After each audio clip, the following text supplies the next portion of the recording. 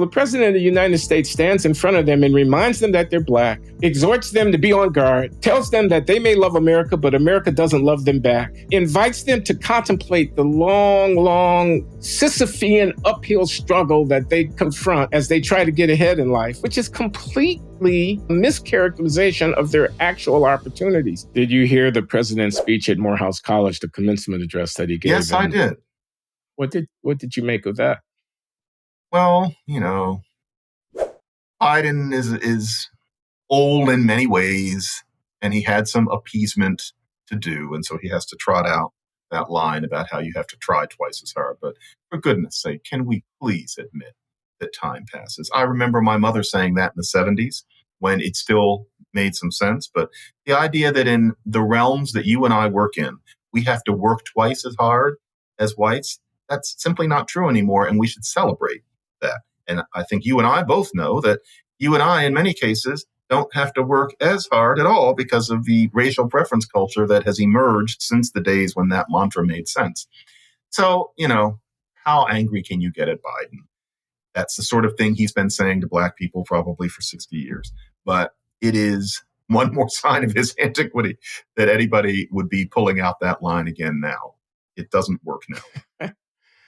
Or if it does, it works about class, but not about race. Go ahead. No, I was just going to report my disappointment with the speech that I thought was from another era. I thought it was the kind of speech that you'd have given in 1974, maybe 1984, but not in 2024. Mm-hmm. You're standing in front of the graduating class of Morehouse College. These are African-American men. This is the creme de la creme. Morehouse is a serious place. It's a serious place that has a mission of training African-American leaders, men, for the next generation. And the year's 2024, and the world is their oyster. They can do anything. They are among the most privileged, powerful, blessed people of African descent walking around on planet Earth. They can be billionaires. They can be president. They can do anything. So the president of the United States stands in front of them and reminds them that they're black, exhorts them to be on guard, tells them that they may love America, but America doesn't love them back, invites them to contemplate the long Sisyphean uphill struggle that they confront as they try to get ahead in life, which is completely a mischaracterization of their actual opportunities. Panders, waves a bloody shirt of, I'm going to save you, I'll protect you from the racists who otherwise would come and ruin your future. And it's all about politics. It's not, what I would have hoped those young men would have been exhorted to think and ponder as they go forward into their lives. So I was disappointed. I thought he was talking down to those kids, actually, by reminding them of their blackness and of the limitations attendant thereto, and assuring them that he stands on the right side of history and is going to fight the ghosts of Jim Crow and American racism, et cetera, et cetera. Exactly the wrong message, in my opinion, to deliver, but one that I have come to expect from you ain't really black. If you can't tell whether to vote for me or the other guy, you ain't really black. It's one I would have come to expect from him. It's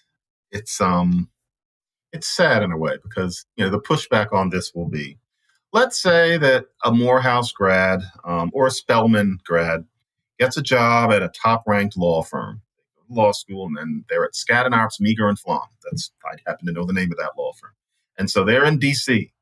Now, the pushback is going to be, well, it can be difficult to find a mentor. It's harder to make partner because you're not sought after as readily as the people who are more like the older people there already.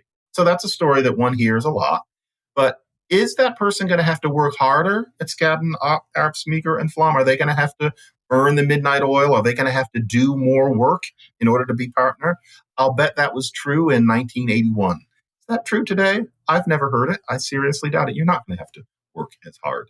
It's just not wanting to admit, well, in Biden's case, he needs that card. I can put myself in his head. But I really do hope that nobody of a younger age is walking around thinking that that adage still works. Maybe with class, but it's no longer just about being Black. And there is nothing proactive or useful in exaggerating the degree of your victimhood or that of your group. It serves no purpose other than to create passing feelings of cultural fellowship. But that's not enough to justify lying to ourselves and pretending things are worse than they are. That, I guess, is a mantra both of us would agree.